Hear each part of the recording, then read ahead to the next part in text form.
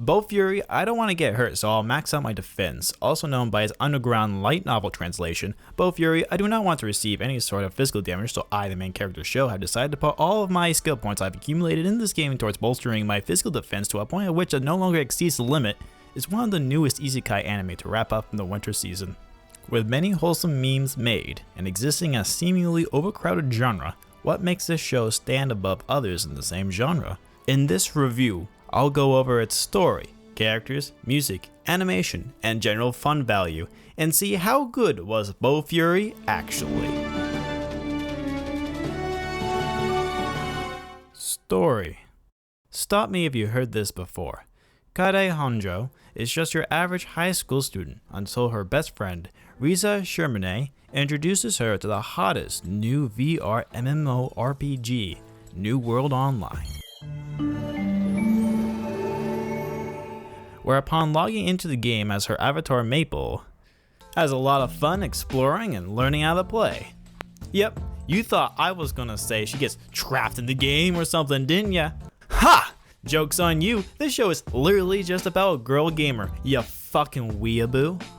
But besides from that, the story generally revolves around Maple playing around a game with her friends, throwing all of her stat points to vitality because, as the title says, she doesn't like to get hurt, and unlocking overpowered abilities due to her, let's say, unorthodox way of playing the game.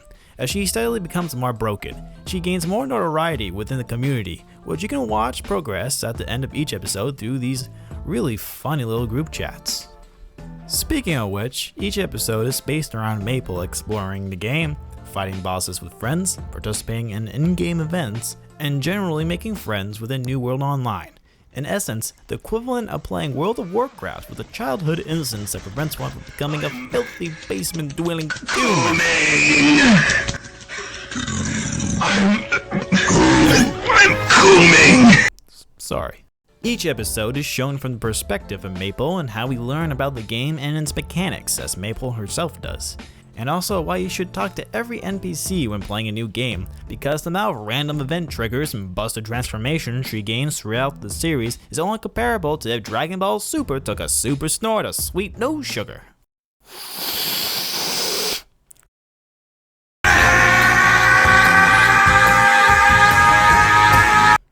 As she progresses in the game, we learn more about the various top guilds, game design, and her steadily becoming a top threat. The world of New World Online is a layered world, similar to Sword Art Online, with each level representing a different theme.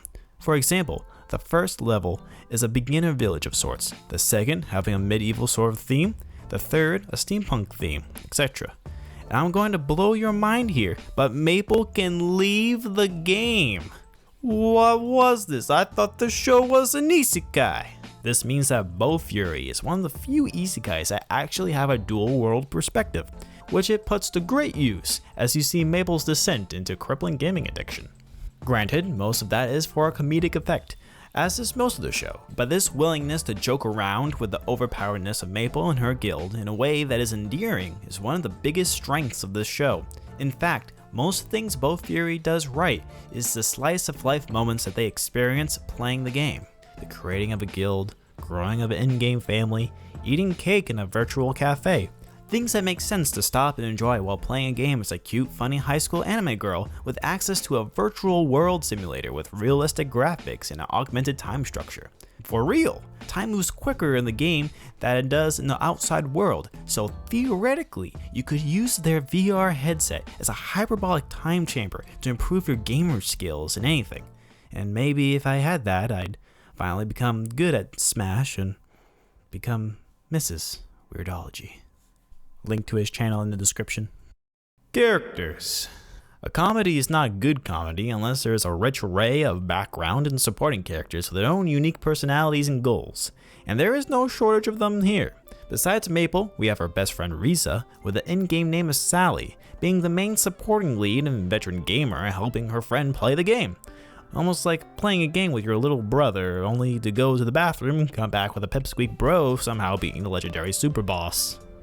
Their dynamic is familiar and cute while also supporting each other's playstyles. Aside from Sally, we have a whole host of characters that occupy the Maple Tree, we have Iz, the blacksmith, Kanade, the puzzle solver, Kiramu, the tank, Mei and Yui, the all-out offensive lollies, as well as other guild leaders, like the leader of the Flame Empress and best girl Mi, and Pain, the best player and leader of the Holy Sword, and so many more. With the addition of new characters joining the fray, almost every episode might seem like it could get repetitive, but in context it just feels natural. Each character has their own sub-arc, interacting with Maple, where quickly they become online friends following the universal internet rule. Be nice or helpful playing the game, and I'll friend you. The writing plays on this narrative a bit, as really none of the characters exhibit any obvious tropes as we get to learn about them. Instead, the show takes its time to show that these are all just regular gamers, gaming the only way gamers know how to game. Everyone is pretty chill and only a few characters really go over the top to try and roleplay their character. In the end, everyone in the Maple Tree Guild is just a big supportive friend group out trying to have a good time. For example, when Maple takes in Mei and Yui as members of the Maple Tree Guild for their unique playstyle of putting everything into offense, the rest of the guild all tried to pitch in and help them grind and get better gear. Though that can also take away from them a bit, as they play more like a whole than their own interesting characters. Though I'm sure as the show continues on to its second season, we'll see more fleshing out of the characters. Though really, do you need a tragic backstory to play a game? I don't think so. Music. The music is where things really start to go down for me a bit. Honestly, the only track that I vibe with is the song that they play in every grinding montage, Good Night by Rico Sasaki. It has this nice, crispy, Latin-inspired acoustic guitar that blends so well into the layered vocals and piano and percussion. There's just something about it that makes me pumped but relaxed at the same time, probably due to the jumpy drums and horns. Other than that, I'd rank the ending track Play the World as number 2, and then the OP Kyokyoku Unbalance as number 3. The rest of the background tracks are kind of there to occupy space in the show. Some of it fills the role well, as a lot of the tracks are almost Zelda-like in tone, which does help reinforce the fact that you're watching a show that takes place in a video game. However, outside of that, it wasn't made by Rico, it just failed to slap hard enough to get into my playlist, or my frontal cortex, at all. The show is a comedy first and thrilling shonen isekai second, so it makes sense that a lot of the tracks were more synth orchestra than Trans-Siberian Orchestra. Good Night is a bop though. Listen to that shit. Animation. The makers behind the show are Silverlink, but let's be real here for a second. If you came here expecting some epic Fate-style battles or Obito vs Kakashi level fight choreography, you're barking up the wrong tree. The fighting animations are just average, with nothing really popping in terms of brick-shitting heart-stopping action.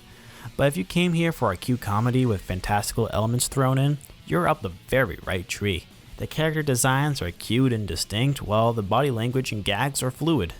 The one point that I really want to applaud, however, is the background and environments are always prevalent throughout the show. You will always have the generic caves and forests that exist in every game, or the generic starter town found in every isekai show.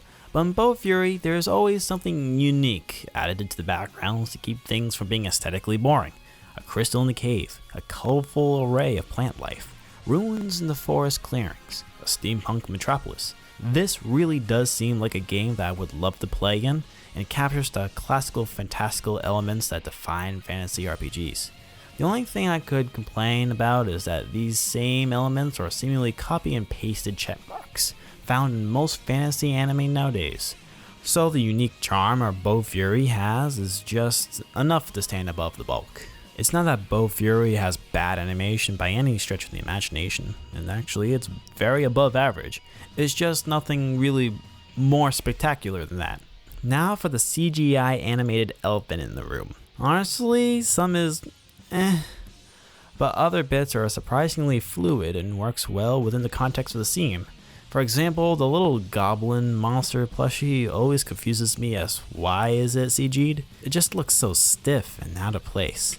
But when the guilds fight boss monsters, however, the movement helps bolster how huge these creatures are. Or when they apply the CG to Maple's Hydra attacks, Sometimes it looks stiff, but other times it slithers seamlessly. It's a really hit or miss bag for me, but that alone would put it above many other shows with CGI. Overlord Season 3 and Berserk.